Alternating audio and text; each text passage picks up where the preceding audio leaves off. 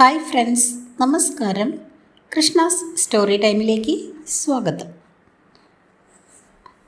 രാമായണം കഥ കേൾക്കാം. സചിത്ര രാമായണം എന്ന ഈ പുസ്തകത്തിൻ്റെ രചയിതാവ് കെ മനോജ് കുമാർ. പ്രസിദ്ധീകരണം സിസോ പബ്ലിഷേഴ്സ്, തിരുവനന്തപുരം. ഓഡിയോ കൃഷ്ണകുമാരി. എല്ലാവർക്കും ശ്രീരാമചന്ദ്ര ഭഗവാന്റെ അനുഗ്രഹാശിസ്സുകൾ ഉണ്ടാകട്ടെ എന്ന് പ്രാർത്ഥിക്കുന്നു. കഴിഞ്ഞ ദിവസം സീതാദർശനം എന്ന ഭാഗമാണ് നമ്മൾ കുറച്ച് വായിച്ച് അവസാനിപ്പിച്ചത്. അതിൻ്റെ മുഴുവൻ ഭാഗവും ഇന്ന് കേൾക്കാം. ഇന്നത്തെ ഭാഗത്തിലേക്ക്. ഓം ശ്രീരാമചന്ദ്രായ നമഃ. ദേവിയുടെ ശരീരത്തിൽ എന്തെല്ലാം ആഭരണങ്ങളാണ് ഉണ്ടായിരുന്നത് എന്ന് ശ്രീരാമചന്ദ്രൻ ഹനുമാനോട് പറഞ്ഞിട്ടുണ്ട്. പക്ഷെ അതൊന്നും ദേവി ധരിച്ചിട്ടില്ല. അതെല്ലാം ഒരു മരക്കൊമ്പിൽ കെട്ടിത്തൂക്കിയിട്ടിരിക്കുന്നു. പുഷ്പക വിമാനത്തിൽ ലങ്കയിലേക്ക് പോരുന്നതിനിടെ താഴേക്കിട്ട ആഭരണങ്ങൾ ഒഴികെയുള്ളത് ആ മരത്തിൽ കെട്ടിത്തൂക്കിയിട്ടിട്ടുണ്ട്. ഇപ്പോൾ ദേവിയുടെ കണ്ണിന് മുമ്പിൽ ശ്രീരാമചന്ദ്രനല്ലാതെ മറ്റൊന്നുമില്ല. ചുറ്റും പൂത്തുലഞ്ഞു നിൽക്കുന്ന മാമരങ്ങളോ കാവലിരിക്കുന്ന രാക്ഷസികളോ ദേവിയുടെ കണ്ണിൽ പെട്ടില്ല. കണ്ണിലും ഹൃദയത്തിലും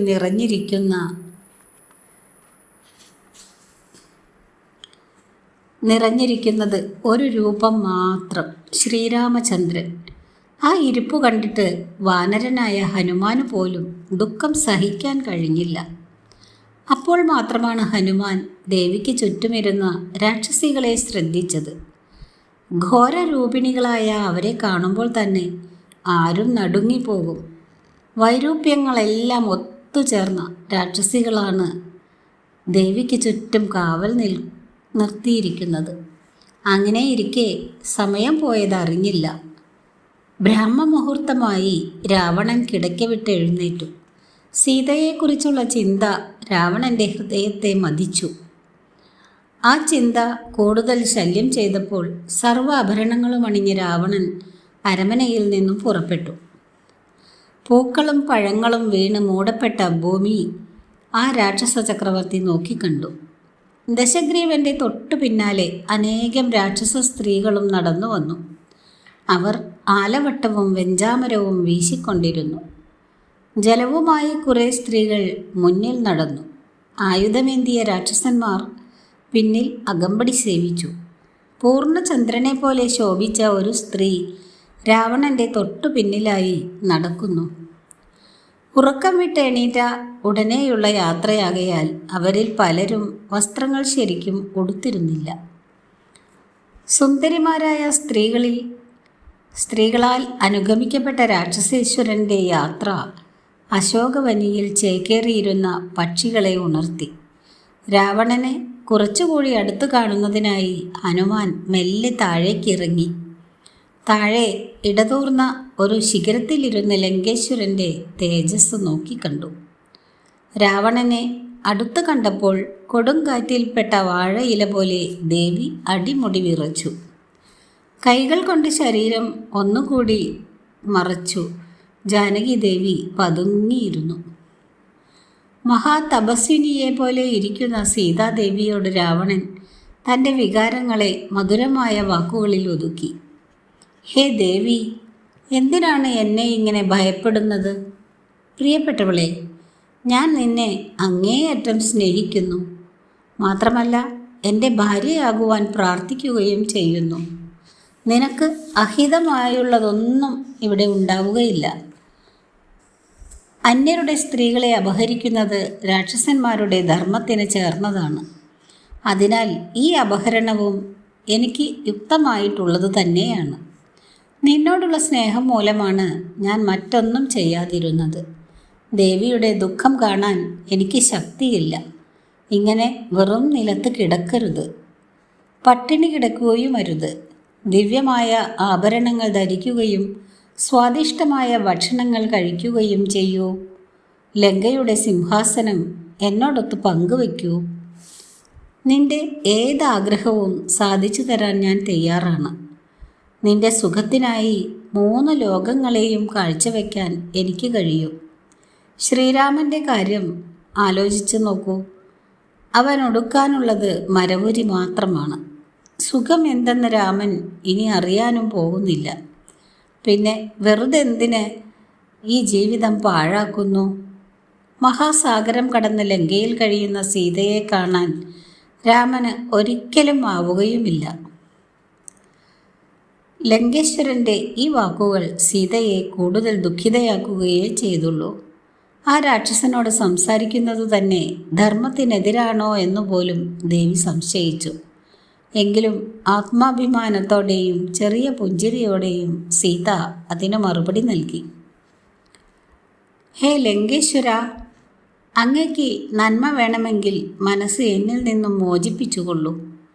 അല്ലെങ്കിൽ തന്നെ എപ്പോഴും പാപം ചെയ്യുന്നവർക്ക് എങ്ങനെയാണ് മോക്ഷം ലഭിക്കുക? ഉന്നതമായ ഒരു വംശത്തിൽ പിറന്നവളാണ് ഞാൻ. എൻ്റെ ഏക ഭർത്താവ്രതത്തിന് ഒരിക്കലും ഇളക്കമുണ്ടാവുകയില്ല. എൻ്റെ ഏക ഭർത്തൃവ്രതത്തിന് ഒരിക്കലും ഇളക്കമുണ്ടാവുകയില്ല. രാവണന് പിന്തിരിഞ്ഞിരുന്നു കൊണ്ട് സീത തുടർന്നു. ഞാൻ മറ്റൊരാളുടെ ഭാര്യയും പതിവ്രതയുമാണ്. നല്ലവർ നല്ലവരുടെ ഇഷ്ടത്തെയും വ്രതത്തെയും മനസ്സിലാക്കി അതിനെ ബഹുമാനിക്കും. മറ്റൊരാൾ പിടിച്ചുകൊണ്ട് പോയ പത്നിയെ രക്ഷിക്കാനുള്ള കടമ അങ്ങേക്കുണ്ടല്ലോ. അതുപോലെ മറ്റൊരാളുടെ ഭാര്യയെ അധർമ്മത്തിൽ നിന്നും രക്ഷിക്കേണ്ട ചുമതലയും ചക്രവർത്തിയായ ലങ്കേശ്വരനുള്ളതാണ്. അങ്ങയുടെ ഭാര്യയെ മറ്റൊരാൾ മോഷ്ടിക്കുന്നത് അങ്ങ് സഹിക്കുമോ? നല്ലവരായ ജനങ്ങൾ ഈ ലങ്കയിലില്ലേ? അവരുടെ വാക്കുകൾ കേൾക്കാതിരുന്നാൽ അത് രാക്ഷസകുലത്തിന് തന്നെ നാശം വരുത്തും. തെറ്റുകൾ മാത്രം ചെയ്യുന്ന ലങ്കേശ്വരൻ്റെ പാപങ്ങൾ മൂലം ലങ്കയുടെ നാശത്തിന് ഇനി അധികം താമസമില്ല. അങ്ങ് ജീവിക്കാൻ ആഗ്രഹിക്കുന്നുണ്ടെങ്കിൽ ദേവന്മാർ പോലും ആദരിക്കുന്ന എൻ്റെ ഭർത്താവിനെ മിത്രമായി കണക്കാക്കൂ. എത്ര ഗുരുതരമായ തെറ്റുകൾ ചെയ്താലും ദയാവാരിധിയായ അദ്ദേഹം നിനക്ക് മാപ്പു നൽകും. ഇല്ലെങ്കിൽ നിനക്ക് മരണം തീർച്ചയാണ്. സീതയുടെ വാക്കുകൾ രാവണനെ കോപിഷ്ഠനാക്കുകയാണ് ഉണ്ടായത്. സാന്ത്വന വാക്കുകൾ പറഞ്ഞപ്പോൾ തന്നെ അപമാനിക്കാൻ ശ്രമിച്ച സീതയോട് അതിരറ്റ ക്രോധമാണ് രാവണനുണ്ടായത്. നീ എൻ്റെ സ്നേഹത്തെ നിഷ്കരുണം തള്ളിയാലും നിന്നോട് ഞാനൊരു പ്രതികാരവും ചെയ്യുന്നില്ല. എന്നോട് പറഞ്ഞ പരുഷമായ വാക്കുകൾക്ക് മരണത്തിൻ്റെ രൂപത്തിലാണ് മറുപടി നൽകേണ്ടത്. എങ്കിലും 2 മാസം വരെ നിനക്ക് ആലോചിക്കാൻ സമയം തരാം. അതിനുള്ളിൽ നീ എൻ്റെ ഭാര്യയാകേണ്ടി വരും. അല്ലാത്ത പക്ഷം 61-ാം ദിവസം നീ എൻ്റെ പ്രഭാത ഭക്ഷണത്തിന് തയ്യാറെടുത്തു കൊള്ളുക. ഈ രംഗം കണ്ട രാക്ഷസ സ്ത്രീകൾ പോലും കണ്ണീർ വാർത്തു.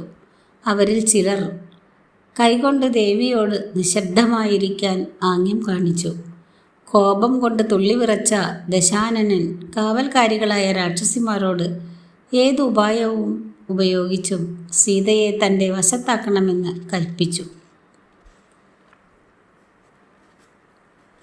അടുത്ത ഭാഗം സീതാഭർത്സനം. രാവണൻ്റെ അരമനയിലേക്ക് മടങ്ങിപ്പോയി രാവണൻ. ലങ്കേശ്വരൻ്റെ നൈരാശ്യം സീതാദേവിക്ക് കാവൽ നിന്നിരുന്ന രാക്ഷസികളെ കോപിഷ്ഠരാക്കി.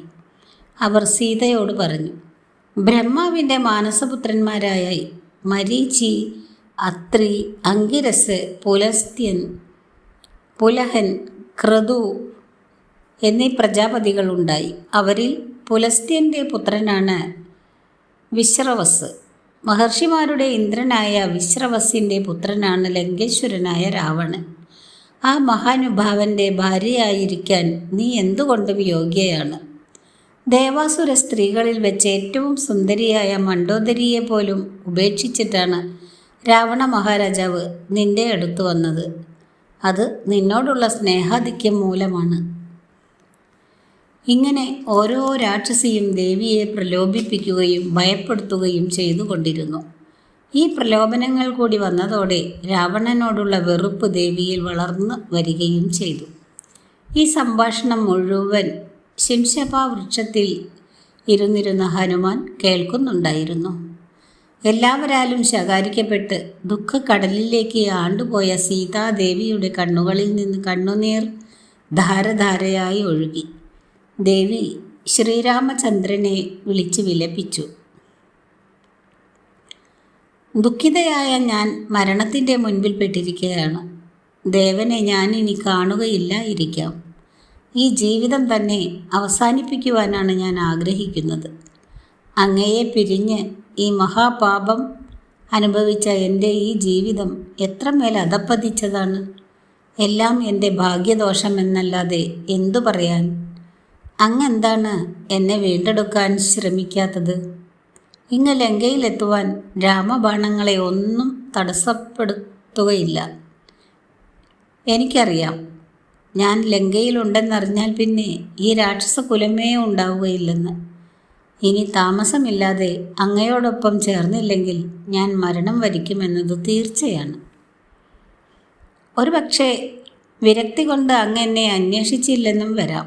കാരണം അങ്ങ് രാജധർമ്മത്തിൽ മാത്രം ശ്രദ്ധിക്കുന്ന പരമാത്മാവാണല്ലോ. എപ്പോഴും കണ്ടുകൊണ്ടിരിക്കുമ്പോൾ തോന്നുന്ന സ്നേഹം കുറേ നാൾ കാണാതിരിക്കുമ്പോൾ ഇല്ലാതെ വന്നെന്നും വരാം. തികച്ചും സാധാരണക്കാരിയായ ഒരു സ്ത്രീയുടെ രീതിയിലാണല്ലോ താൻ ചിന്തിക്കുന്നതെന്ന് സീതയ്ക്ക് തോന്നി. എത്ര അസംബന്ധമാണ് ഞാൻ ചിന്തിച്ചത്.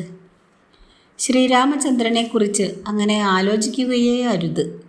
സ്നേഹം ഇടയ്ക്കിടയ്ക്ക് ഉണ്ടാകുന്ന ഒരു വികാരം മാത്രമാകുന്ന സംസ്കാരഹീനത്വം എൻ്റെ ഹൃദയേശ്വരനില്ല. ആരുടെയും ഹൃദയം അറിയുന്ന ലോകനാഥനാണല്ലോ. യുദ്ധത്തിനൊരുമ്പെടുന്നത് പലതരത്തിലുള്ള ദോഷങ്ങൾക്ക് കാരണമാകുമെന്ന് കണ്ട് സന്യാസം സ്വീകരിച്ചിരിക്കുമോ? അതായിരിക്കും തന്നെ അന്വേഷിക്കാൻ അദ്ദേഹം തയ്യാറാകാത്തത്. അതോ എന്തിനും മടിക്കാത്ത ക്രൂരനായ രാവണൻ രാമലക്ഷ്മണന്മാരെ ചതിയിൽ വധിച്ചോ? ഏതു രീതിയിൽ നോക്കിയിട്ടും തൻ്റെ മോചനത്തിന് ഒരു മാർഗമേ കാണുന്നുള്ളൂ. അത് മരണത്തിലൂടെയാണ്. പക്ഷേ സജ്ജനങ്ങൾ ഈ അവസരത്തിൽ വിവേകത്തെയാണ് ആശ്രയിക്കേണ്ടത്. ഏറ്റവും ഇഷ്ടപ്പെട്ടത് കൈവിട്ടു പോയാലും ദുഃഖിക്കരുത്. ഇഷ്ടമില്ലാത്തത് സംഭവിച്ചാലും അത് മനസ്സിനെ ബാധിക്കുകയുമരുത്. രാവണന് കീഴ്പ്പെടുന്നതിനേക്കാൾ നല്ലത് പ്രാണൻ ത്യജിക്കുന്നതാണ്. സീതയുടെ ഈ തീരുമാനം അറിഞ്ഞതോടെ രാക്ഷസികൾ രാവണൻ്റെ അടുത്തേക്ക് ഓടി. അവർ വിവരം രാവണനെ ധരിപ്പിച്ചു. മടങ്ങി വന്ന് അവർ വീണ്ടും സീതയെ ഭീഷണിപ്പെടുത്തി. അപ്പോഴാണ് ഉറങ്ങിക്കിടന്നിരുന്ന ത്രിജട എന്ന രാക്ഷസി ഉണർന്നെണീറ്റത്. അവർ പറഞ്ഞു, ഹേ മര്യാദയില്ലാത്ത രാക്ഷസികളെ, ഇത് രാക്ഷസ വംശത്തിൻ്റെ നാശത്തിനാണ്. അതിൻ്റെ സൂചന എന്നോണം ഞാനിപ്പോൾ ഒരു സ്വപ്നം കണ്ടു. എൻ്റെ സ്വപ്നത്തിൽ രാമലക്ഷ്മണന്മാർ ആകാശത്തിലൂടെ സഞ്ചരിച്ച് ലങ്കയിലേക്ക് വന്നു.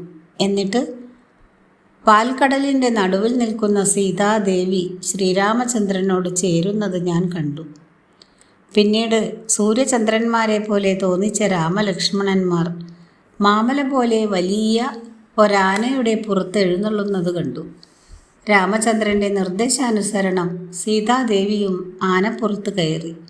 മൂവരെയും കൊണ്ട് ആ 4 കൊമ്പൻ ആന ലങ്കാനഗരിയിൽ വന്നിറങ്ങി. പിന്നീട് പുഷ്പക വിമാനത്തിലേറി അവർ ഉത്തരദിക്കിലേക്ക് യാത്രയായി. അതിനുശേഷം കണ്ടത് കഴുതയെ പൂട്ടിയ തേരിൽ ചിരിച്ചും നൃത്തം വെച്ചും നീങ്ങുന്ന കറുത്ത വസ്ത്രം ധരിച്ച രാവണനെയാണ്. ഏറ്റവും ഒടുവിൽ കഴുതപ്പുറത്തേറി തെക്കേ ദിക്കിലേക്ക് പോകുന്നതും കണ്ടു. കഴുതപ്പുറത്ത് നിന്നും താഴേക്ക് വീണ് പാഴ്വാക്കുകളും വിളിച്ചു പറഞ്ഞുകൊണ്ട് ഓടുന്നതും പിന്നീട് അഗാധമായ ഒരു കുണ്ടിലേക്ക് താഴ്ന്നു പോകുന്നതും കണ്ടു. അപ്പോൾ രാവണൻ്റെ കഴുത്തിൽ ഒരു കയർ കുടുങ്ങിയിട്ടുമുണ്ടായിരുന്നു.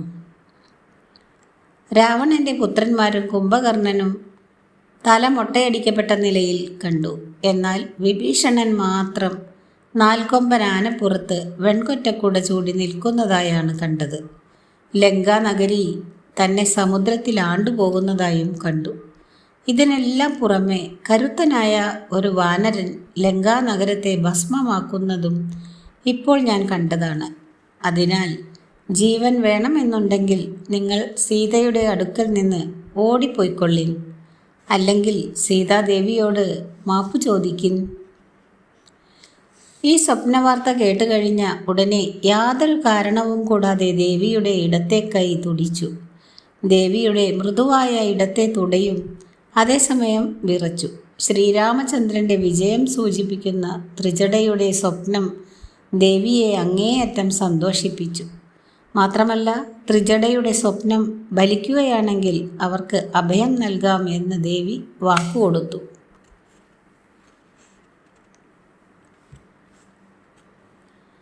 ഇങ്ങനെയൊക്കെയാണെങ്കിലും വീണ്ടും പല പല ദുശ്ചിന്തകളും ദേവിയുടെ മനസ്സിലൂടെ കടന്നുപോയി. വീണ്ടും സീതയുടെ പ്രതീക്ഷയറ്റു. അത്തരമൊരു ദുർബല നിമിഷത്തിൽ ഇങ്ങനെ ചിന്തിച്ചു. തൻ്റെ തലമുടിയെ ഒരു കയറുപോലെ കഴുത്തിൽ ബന്ധിച്ച് പ്രാണൻ വെടിഞ്ഞാൽ എന്തെന്ന്. പിന്നെ മെല്ലെ എഴുന്നേറ്റ് താഴോട്ട് ഊർന്നു നിന്ന കൊമ്പിൽ പിടിച്ചു. തൻ്റെ പ്രാണനാഥനെയും അനുജൻ ലക്ഷ്മണനെയും പിതാമഹന്മാരെയും നമസ്കരിച്ചു. ഈ അവസരത്തിൽ മുമ്പ് കണ്ടതുപോലെയുള്ള ശുഭലക്ഷണങ്ങൾ വീണ്ടും കണ്ടു തുടങ്ങി. ദേവിയുടെ ഇടത്തെ കണ്ണ് തുരുതുരയെ ചലിച്ചു. ഇടത്തെ കൈ പെട്ടെന്ന് തുടിച്ചു. മാത്രമല്ല, ഇടത് തുട മാത്രം വീണ്ടും ചലിച്ചു. ഈ ലക്ഷണം തൻ്റെ പ്രിയതമൻ ഇതാ അടുത്തെത്തിയിരിക്കുന്നു എന്ന സൂചന പോലെ തോന്നുന്നു. ഈ ലക്ഷണങ്ങൾ തന്നോട് ജീവിച്ചിരിക്കാൻ ആരോ പ്രേരിപ്പിക്കുന്നതായി ദേവിക്ക് തോന്നി. പെട്ടെന്ന് ആ മുഖം പ്രസന്നമായി. ദുഃഖവും ആലസ്യവും തീർന്ന് ഉന്മേഷവതിയാവുകയും ചെയ്തു. മരണോദ്യമത്തിൽ നിന്നും പിന്തിരിയുകയും ചെയ്തു.